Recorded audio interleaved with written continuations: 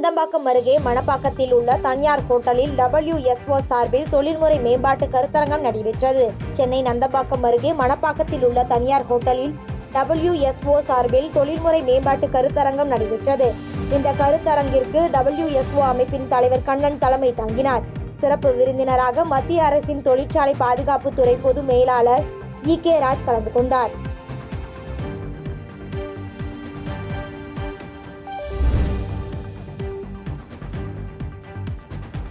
Operation அகழியின் கீழ் பதிவு செய்யப்பட்ட வழக்கில் 70 பவுண்ட் தங்க நகை மற்றும் 27 பத்திரங்கள் மற்றும் 18 லட்சம் பணம் பறிமுதல் செய்யப்பட்டுள்ளது. திருச்சி மாவட்டத்தில் ஆபரேஷன் அகழியின் கீழ் பதிவு செய்யப்பட்ட வழக்கில் தொடர்ந்து மாவட்ட கண்காணிப்பாளர் தனிப்படையினர் அமைத்து விசாரணை மேற்கொண்டு வருகின்றனர்.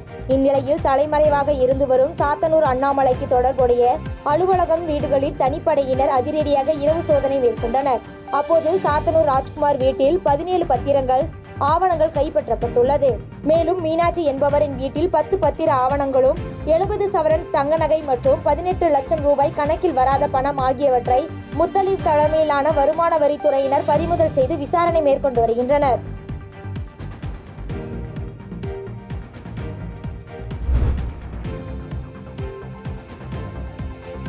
ஓமலூர் உட்கோட்டத்தில் உள்ள அனைத்து கல்லூரி மாணவர் விடுதிகளிலும் போலீசார் அதிரடி சோதனை மேற்கொண்டனர். சேலம் மாவட்டம் ஓமலூர் உட்கோட்டத்தில் ஓமலூர் உட்கோட்ட துணை காவல் கண்காணிப்பாளர் சஞ்சீவ்குமார் தலைமையில் ஓமலூர் உட்கோட்டத்தில் அனைத்து கல்லூரி மாணவர் விடுதிகளிலும் போலீசார் அதிரடி சோதனை செய்தனர். இங்குள்ள மாணவர் விடுதிகளில் போதைப் பொருட்கள், ஆயுதங்கள் ஆகியவற்றை பயன்படுத்துகிறார்களா என்ற கோணத்தில் சோதனை செய்தனர். இதனைத் தொடர்ந்து மாணவர்களுக்கு பல்வேறு ஆலோசனைகள் மற்றும் அறிவுரைகளை போலீசார் வழங்கினர். தொடர்ந்து மாணவர்களின் நடவடிக்கைகளை கண்காணிக்க வேண்டும் என்று கல்லூரி நிர்வாகங்களுக்கு காவல்துறை உத்தரவிட்டுள்ளது.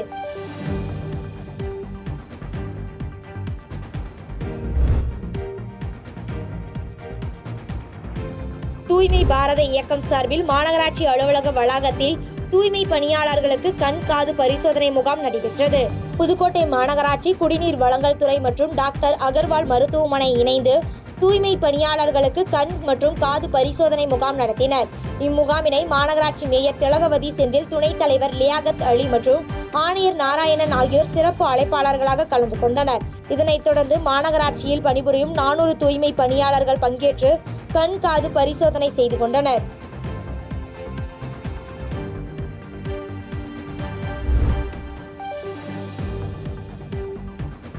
சின்னமனூர் மிஸ்கின் லெப்பை தர்கா பள்ளிவாசல் கருங்கட்டாங்குளத்தில் நல்லிணக்க மிலாது நபி விழா நடைபெற்றது.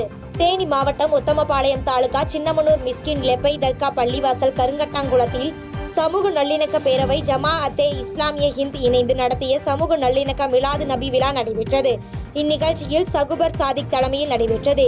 இதில் சிறப்பு அழைப்பாளர்களாக ஜலாலுதீன், ஸ்டாலின், பிரபாகரன், தமிழக வெற்றி கழகம் மாவட்ட தலைவர் லெப்ட் பாண்டி மற்றும் தொழிற்சங்கம் நிர்வாகிகள் என அனைத்து சமுதாய நிர்வாகிகளும் திரளாக கலந்து கொண்டனர்.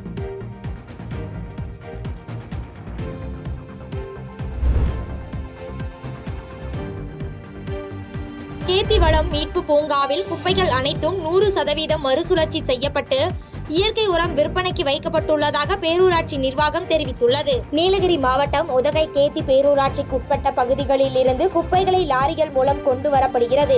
இங்கு மக்கும் மற்றும் மக்காத குப்பைகளாக தரம் பிரிக்கப்பட்டு மறுசுழற்சி செய்யப்படுகிறது. அந்த வகையில் கேத்தி பேரூராட்சி வளம் மீட்பு பூங்காவில் குப்பைகள் அனைத்தும் 100% மறுசுழற்சி செய்யப்படுகிறது. தற்போது இயற்கை உரம் தயார் செய்யப்பட்டு விற்பனைக்கு தயார் நிலையில் உள்ளது எனவும் விவசாயிகள் நலன் கருதி கிலோவிற்கு 6 ரூபாய்க்கு விற்பனை செய்யப்பட உள்ளது என்றும் பேரூராட்சி நிர்வாகம் தெரிவித்துள்ளது. எனவே தேவைப்படும் விவசாயிகள் இயற்கை உரத்தை வாங்கி பயனடையலாம் என்றும் தெரிவிக்கப்பட்டுள்ளது.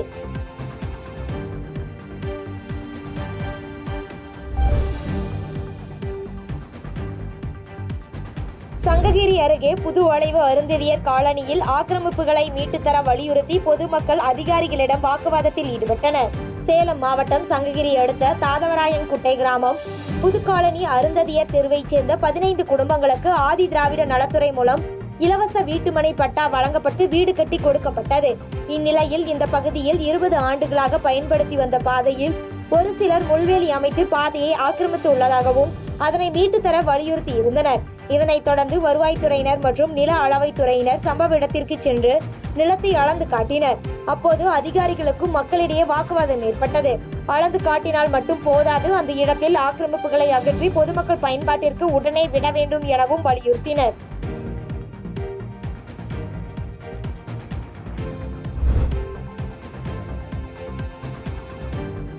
காஞ்சிபுரத்தில் இன்று மாலை நடைபெறும் திமுக முப்பெரும் பவள விழா பொதுக்கூட்டத்திற்கான இறுதிக்கட்ட பணிகள் தீவிரமாக நடைபெற்றது. காஞ்சிபுரம் அடுத்த பெரியார் நகர் பகுதியில் அமைந்துள்ள பச்சையப்பன் ஆடவர் கல்லூரி மைதானத்தில் இன்று மாலை 4 மணி அளவில் திமுகவின் முப்பெரும் பவள விழா பொதுக்கூட்டம் நடைபெற உள்ளது. இந்த பொதுக்கூட்டத்தில் தமிழக முதலமைச்சர் மு.க. ஸ்டாலின் கலந்து கொண்டு உரையாற்ற உள்ளார். இந்நிலையில் இந்த பொதுக்கூட்டத்திற்கான மேடை மற்றும் பார்வையாளர் அரங்குகள் என அனைத்தும் பிரம்மாண்டமான முறையில் அமைக்கப்பட்டுள்ளது. மேலும் இந்த திமுக பொதுக்கூட்டத்தை ஒட்டி காஞ்சிபுரம் மாநகரில் மதியம் 1 மணி முதல் இரவு 12 மணி வரை போக்குவரத்து மாற்றங்கள் செய்யப்பட்டுள்ளது.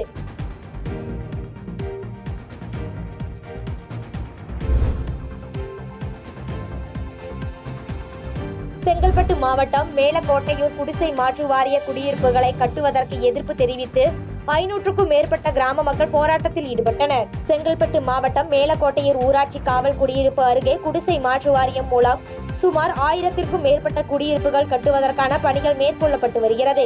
ஏற்கனவே இதே பகுதியில் 2200 காவலர் குடியிருப்புகள் மற்றும் விளையாட்டு பல்கலைக்கழகம் அமைக்கப்பட்டுள்ளது. இங்கிருந்து முறையாக கழிவுநீர் செல்வதற்கும் குடிப்பதற்கு குடிநீர் வசதியும் செய்து தரப்படாமல் உள்ள நிலையில் மேலும் குடிசை மாற்று வாரியம் மூலம் குடியிருப்புகள் கட்ட அரசு முயல்வதை கண்டித்து கிராம மக்கள் உண்ணாவிரத போராட்டத்தில் ஈடுபட்டு வருகின்றனர்.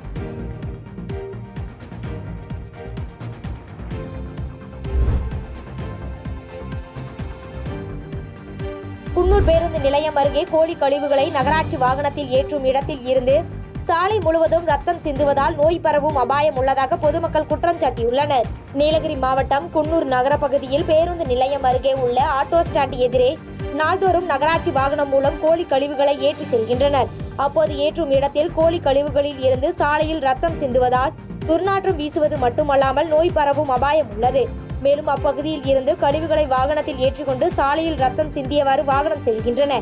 எனவே நகராட்சி நிர்வாகம் உடனடியாக நடவடிக்கை எடுக்க வேண்டும் என்பது பொதுமக்களின் கோரிக்கையாக உள்ளது.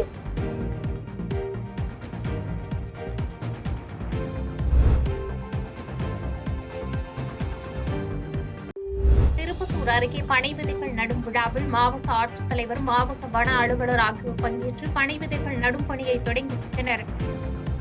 திருப்பத்தூர் ஏ.கே. மோட்டூர் ஊராட்சியில் மாவட்ட ஊரக வளர்ச்சித்துறை, மாவட்ட தோட்டக்கலைத்துறை, மாவட்ட வனத்துறை சார்பில் மாபெரும் பனை விதைகள் நடும் விழா நடைபெற்றது. இந்த விழாவிற்கு சிறப்பு அழைப்பாளராக திருப்பத்தூர் மாவட்ட ஆட்சித்தலைவர் கற்பகராஜ் கலந்து கொண்டு முதற்கட்டமாக 5000 பனை விதைகள் நடும் பணியை துவக்கி வைத்தார். அதனைத் தொடர்ந்து இன்று மட்டும் 35,000 விதைகள் நடவு செய்ய திட்டமிடப்பட்டுள்ளது. மேலும் இந்த விழாவில் பனை விதைகள் ஏன் நடவு செய்ய வேண்டும், அதன் பயன்கள் குறித்து விரிவாக எடுத்துரைத்தனர். இதில் பல்வேறு துறை சார்ந்த அதிகாரிகள் மற்றும் பொதுமக்கள் பலர் கலந்து கொண்டனர்.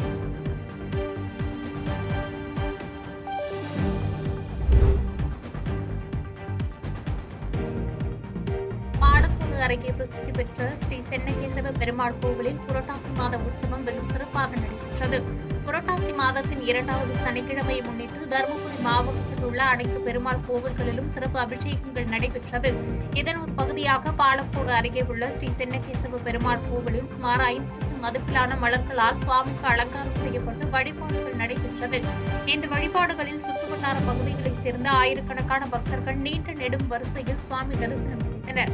மேலும் கலந்து கொண்ட அனைத்து பக்தர்களுக்கும் சிறப்பு அன்னதானம் வழங்கப்பட்டது.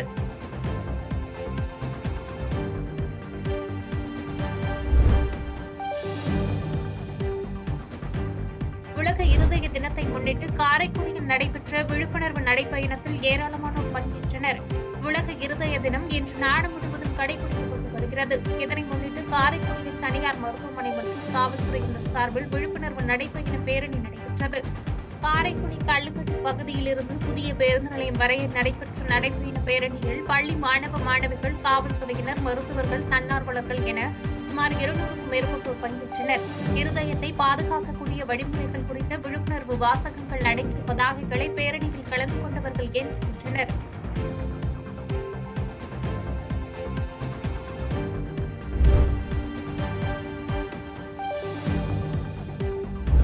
முன்னாள் முதலமைச்சர் கலைஞரின் நூற்றாண்டு விழாவை ஒட்டி சிறப்பு இலவச மருத்துவ முகாம் நடைபெற்றது.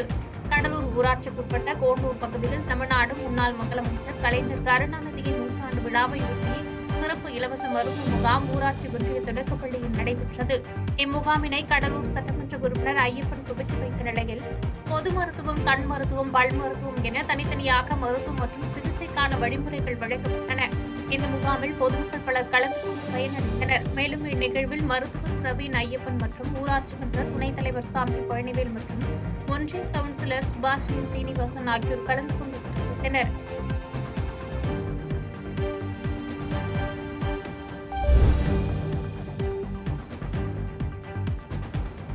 நடிகப்பட்டு அரசு பள்ளியில் போதைப்பொருள் ஒழிப்பு மற்றும் விழிப்புணர்வு ஏற்படுத்தும் வகையில் மினி மாரத்தான் போட்டி நடைபெற்றது.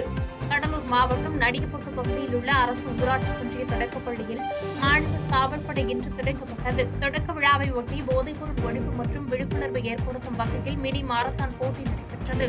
முன்னதாக மினி மாரத்தான் போட்டியை விருத்தாசலம் துணை காவல் கண்காணிப்பாளர் கிரியாசக்தி கொடியசைத்து தொடங்கி வைத்தார். பாலக்கொள்ளை கிராமத்தில் தொடங்கிய மினி மாரத்தான் போட்டியில் நடிகப்பட்டு பள்ளி வரை சுமார் 1.5 கிலோமீட்டர் தூரத்திற்கு 200க்கும் மேற்பட்ட கிராமப்புற பள்ளி மாணவர்கள் கலந்து கொண்டு ஓட்டினர். பின்னர் பள்ளியில் போட்டியில் கலந்து கொண்ட மாணவர்களுக்கு பரிசளிப்பு மற்றும் போதைப்பொருள் ஒழிப்பு விழிப்புணர்வு கூட்டம் நடைபெற்றது. இதில் ஆசிரியர்கள், காவல்துறை அதிகாரிகள் என பலர் கலந்து கொண்டு சிறப்பித்தனர்.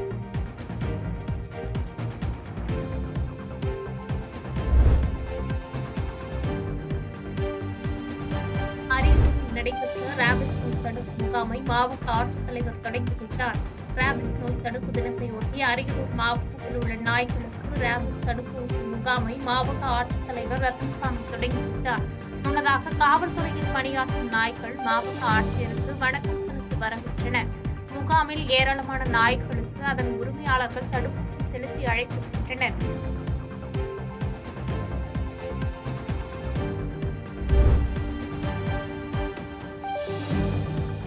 செங்கல்பட்டு மாவட்டத்தில் பல்வேறு பகுதிகளில் பரவலாக பெய்த மழையால் வெப்பம் தணிந்து குளிர்ச்சியான சூழல் நிலவியது. செங்கல்பட்டு மாவட்டத்தில் மறைமுட் நகர், செங்குபெருமாள் கோயில், வெள்ளம், ஆலப்பாக்கம், திருப்பணி ஆகிய பகுதிகளில் பரவலாக மழை பெய்தது. கடந்த ஒரு வார காலமாக வெயிலின் தாக்கம் அதிகரித்து காணப்பட்ட நிலையில் கடந்த 2 நாட்களாக பெய்து வரும் மழையால் குளிர்ச்சியான சூழல் நிலவுகிறது. இதனால் பொதுமக்கள் சற்று நிம்மதியடைந்துள்ளனர்.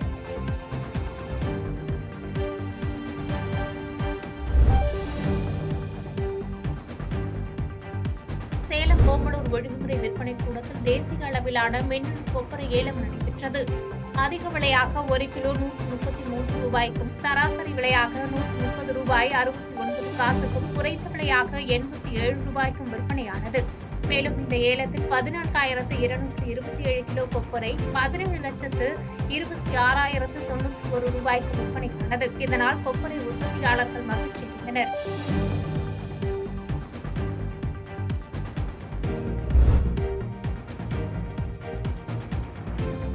ஆண்டிப்பட்டி அருகே பனை விதை பந்துகளை நடவு செய்யும் பணியில் இளைஞர்கள் ஆர்வம் காட்டி வருவது பொதுமக்களிடையே வரவேற்பு பெற்றுள்ளது. தேனி மாவட்டம் ஆண்டிப்பட்டி அருகே உள்ள லட்சுமிபுரம் கிராமத்தில் வசிக்கும் இளைஞர்கள் ஒரு தனியார் அமைப்புடன் இணைந்து தங்கள் கிராமத்தை சுற்றிலும் பனைமர விதைகளை நடும் நிகழ்ச்சியை நடத்தி வருகின்றனர். இந்நிகழ்ச்சியில் கிராம மக்கள் உட்பட பல்வேறு அமைப்புகளை சேர்ந்த நபர்கள் ஏராளமானோர் கலந்து கொண்டு கிராமத்தை சுற்றியுள்ள 2 குளங்களின் கரைகளிலும், சாலை ஓரங்களிலும், ஊரை சுற்றியுள்ள பொது இடங்களிலும் 6000த்திற்கு அதிகமான பனைமர பந்து விதைகளை நடவு செய்தனர். பல்வேறு மருத்துவ குணங்களை கொண்டு மக்களுக்கு பயனளித்து 100 ஆண்டுகளுக்கு மேல் பலன் தருவதால் பனைமர விதைகளை நடுவதில் லட்சுமிபுரம் கிராமத்து இளைஞர்கள் அதிகம் ஆர்வம் காட்டி வருகின்றனர்.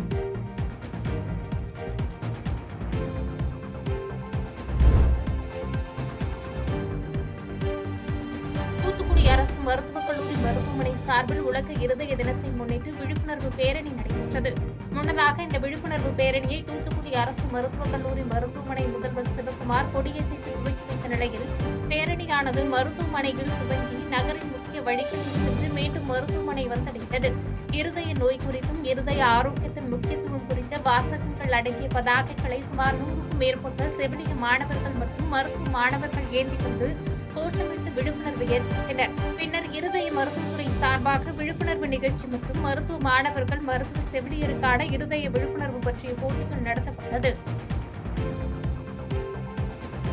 பாதகம் செய்பவரை கண்டால் நாம் பயங்கொள்ளலாகாது பாப்பா.